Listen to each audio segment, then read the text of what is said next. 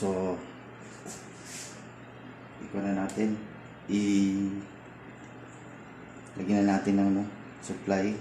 Tapos, connect natin sa Android. Bali, itong switch na to,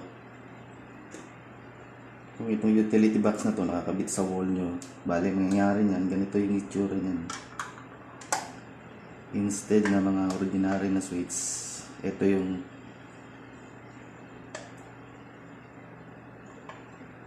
makikita natin pag nakabit na sa bahay. Ito yun. So, lagyan na natin ng wire.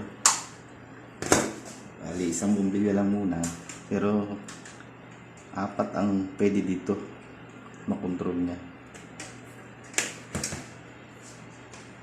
So, lagyan ko muna ng power. Bali, ito yung power supply niya na wire. Sige natin ito na through the diagram. So, papakita ko din yung diagram nito. Madali lang ito eh.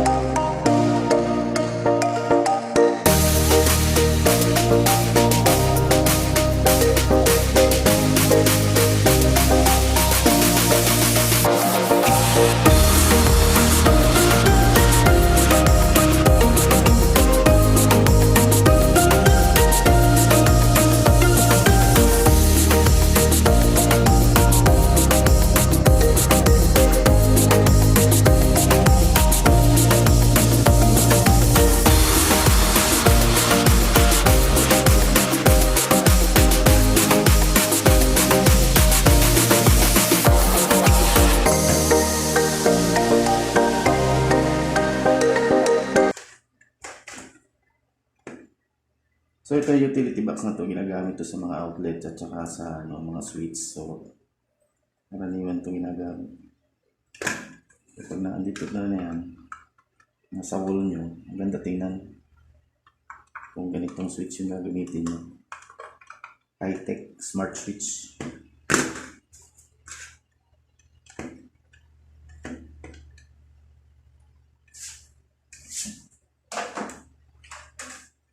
Power on natin.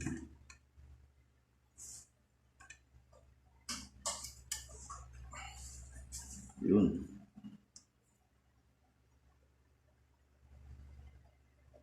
So may power na siya. Ito yung 4 na button. Switch 1, switch 2, switch 3, switch 4. Ito yung Wi-Fi light indicator. Ayan o. So, try natin i-switch nang wala pang connection sa Wi-Fi.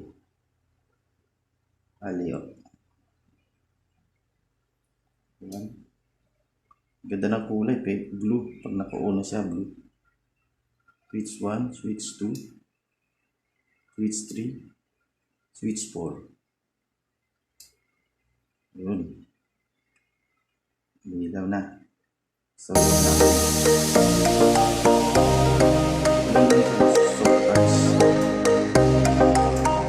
effort ko na. Bali, 4 lang yung bahay yung 4 lang yung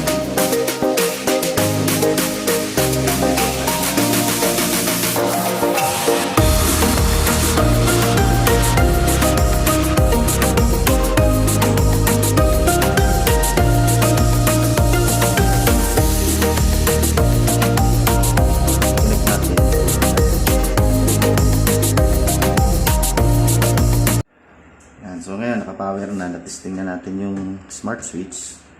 I-connect naman natin sa Android phone. Pero unang gagawin, i-download muna natin yung yung application.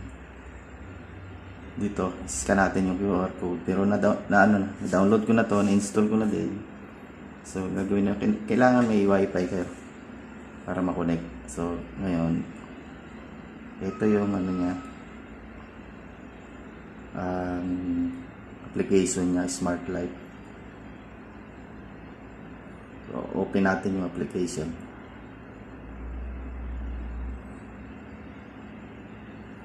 Yung home screen, ganda niya na may all device, living room, master bedroom. So wala pang device, i-connect natin yun. So add device. So, add muna tayo manually. Hanapin natin sa electrical. Hanapin natin yung switch Wi-Fi. So i-click natin to. Switch Wi-Fi. And then yung Wi-Fi password, ito yung screen, ito yung sunod. I-connect natin yung smart switch sa Wi-Fi nyo. So dito na yung Wi-Fi, dito na rin yung password, and then next. So power on the device, hindi na naka-power na. Then next ulit tayo, and then hold the reset button for 5 seconds. So ito yon.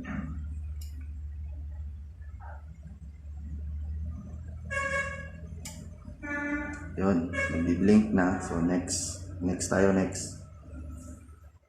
So kung nagbi-blink to, nagbi-blink din yon. Confirm the indicator is blinking. Next. So select the status of indicator light or hear the beep. So blink slowly, blink quickly. So dito siya, blink quickly. So dito tayo, blink quickly.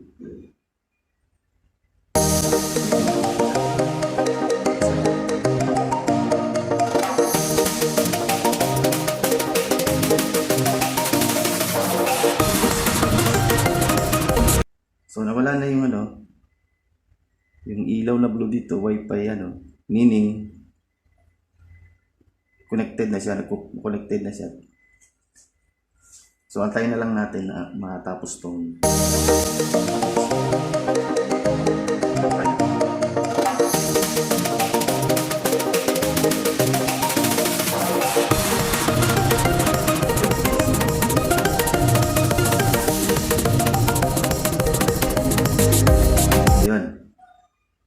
added successfully. One device added successfully. So done tayo, done. Connected na siya ito dito. Connected na sa Wi-Fi. Connected na din dito sa Android phone. So done tayo. So ito na yung lumabas. So yan. Dito na yun sa home screen yung mga switch. Switch 1, switch 2, switch 3, switch 4. So pwede din natin i-rename to. Kung sample, ginamit nyo yung switch 1 sa room, ginamit nyo sa outside ng bahay yung switch 2, pwedeng i-rename yan. Switch 3, switch 4 kung saan nyo gagamitin. So tingnan natin, kinabit ko yung, itingnan muna natin yung sa switch 1. On natin, on. O yun. So dito, nag-on siya. Switch 1. Switch 2. On na din. Dito, on na din siya.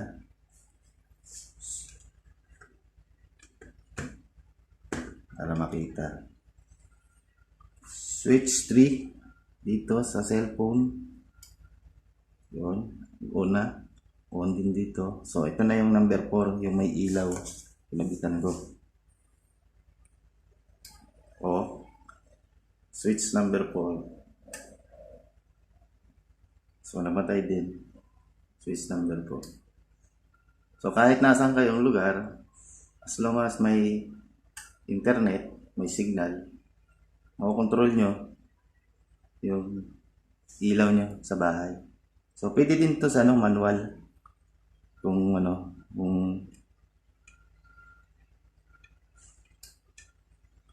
pwede din siya manual. Pwede hindi gamitin to. Pero pag connected siya, magsuswitch din dito sa application nyo. So kung malayo kayo, makikita nyo na may nag-switch ng ilaw nyo sa bahay, makikita nyo sa application nyo. So patayin natin manually. Oh, namatay siya dito. Buhayin natin dito. Oh, nabuhay doon. So dito na ulit natin patayin sa devices. Oh, namatay dito. Pwede nating buhayin dito yung switch 1, switch 2, switch 3, switch 4. Galing. So kung pwede din dito,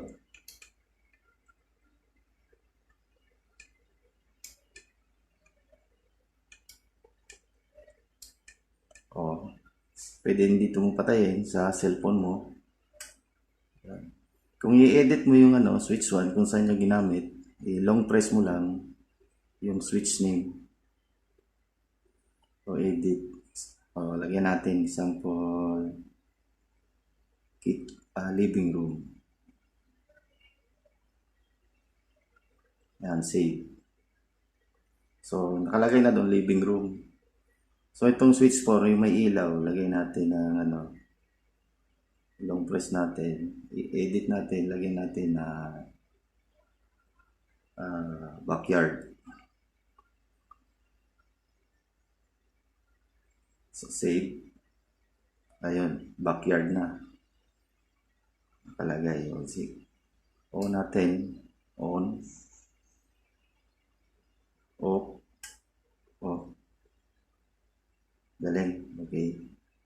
So, i-off muna natin.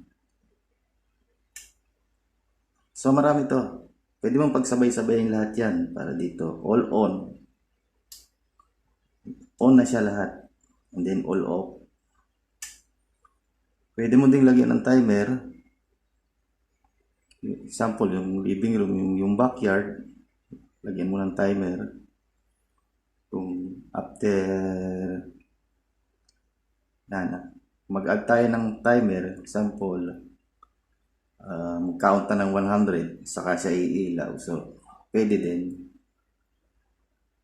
May scheduling. May countdown. So, maraming kung may mga device pa na smart device, smart socket, pwede makontrol dito sa application na to.